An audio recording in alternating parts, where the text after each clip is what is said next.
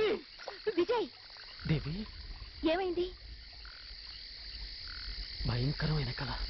కళ?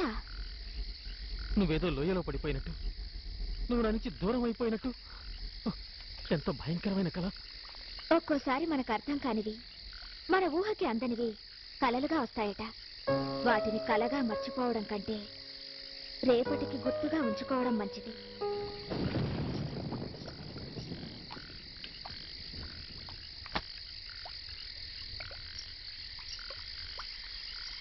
దేవి, నీకు విషయం గుర్తు చేయాలని వచ్చావు, మర్చిపోయావా? రేపు నాగపూర్ణిమ రోజు, దివ్యలింగం అనంత భూగర్భం నుంచి ఉద్భవించే రోజు.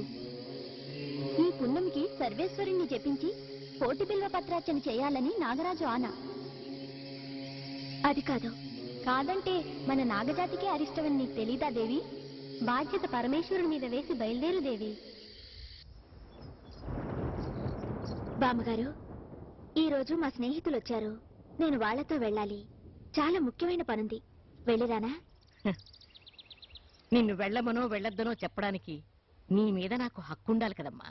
నువ్వు ఇంటి కోడలవైతే నిన్ను వెళ్ళమనో వెళ్ళొద్దనో నేను చెప్పినా దానికో అందం ఉంటుంది. ఇన్నాళ్ళు మా మధ్య ఉన్న నీ పెళ్లి, నీ సవత్తల్లి మాకు కథగానే మిగిలిపోయింది. కానీ అవి మాకు అక్కర్లేదు. నువ్వు మా ఇంటి మనిషివైతే అదే చాలు. ప్రతి వాళ్ల కథ విధాత రాస్తాడంటారు.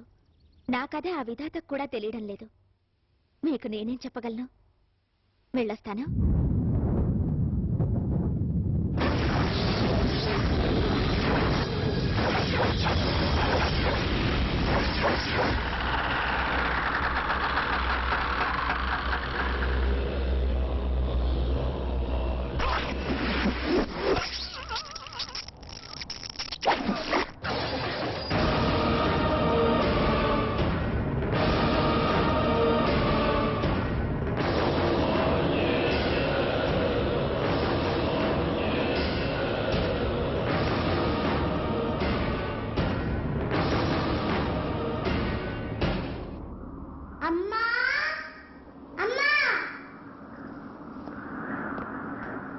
ఎవరు నువ్వు?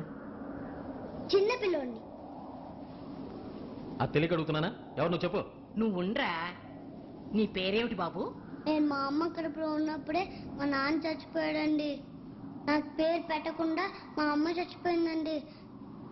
10 రోజులకు ఒక్కసారి కూడా నాకు భోజనం దొరకట్లేదండి. మీ ఇల్లు మంచిదని, మీ ఇంట్లో వాళ్ళంతా చాలా మంచిదని తెలిసి మీ ఇంట్లో పని అడుగుదాన్ని వచ్చానండి. మీరు ఏ పని చెప్పినా చేస్తానండి. నాకు జీతమే అక్కర్లేదండి. మీరు తినగా మిగిలింది ఇంత పెడితే చాలండి. నువ్వేం పని చేస్తావురా? ఇదిగో ఈ 10 రూపాయలు తీసుకుని వెళ్ళిపో. ముస్తే కావాలనుకుంటే బయట అడుక్కునేవానండి. పని కోసం మీ ఇంటికి వచ్చేవాడినే కాదండి. పాపం చిన్నపిల్లాడు. మన ఇంట్లో ఏదో పని చేసుకుంటాడు. ఉండనివ్వండి. మనం సరే, మీ ఆయన ఒప్పుకోవాలి కదా. ఏంటి మీటింగ్ పెట్టారు? ఎవరి అబ్బాయి? వీడు ఎక్కడి నుంచో పని కోసం వచ్చాడు. వాళ్ళిద్దరూ వీడిని సపోర్ట్ చేస్తున్నారు. ఇదేమన్నా సత్రం అనుకున్నారా? చిన్నపిల్లల్ని పనిలో పెట్టుకోకూడదని గవర్నమెంట్ చెప్తుంది సార్. రోజుకి ఒకసారి మరిపోయి గవర్నమెంట్ ఎన్నైనా చెప్తుంది సార్. రోజు మరి కడుపులో అడిగితే తెలుస్తుందండి మా ఆకలి బాధ. సార్, వీళ్ళందరికంటే మీరే సార్ జాలి కలవారు. మీరు అరుస్తారు, కోప్పడతారు. దానికైతే మీరు కాదు సార్ కారణం.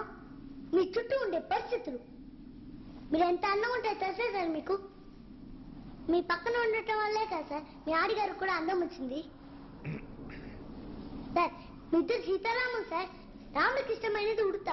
ఆ బుడత నేనే సార్. వారిది కట్టినప్పుడు నేను మీకు సాయం చేశాను సార్. దాన్ని మీరు మర్చిపోయారు సార్. అదేనా జ్ఞాపకం ఉంటే నాకు పని ఇవ్వండి సార్. సరే సరే, టైం వేస్ట్ చేయకుండా పని చేసుకో. డిసిప్లైన్గా ఉండాలి.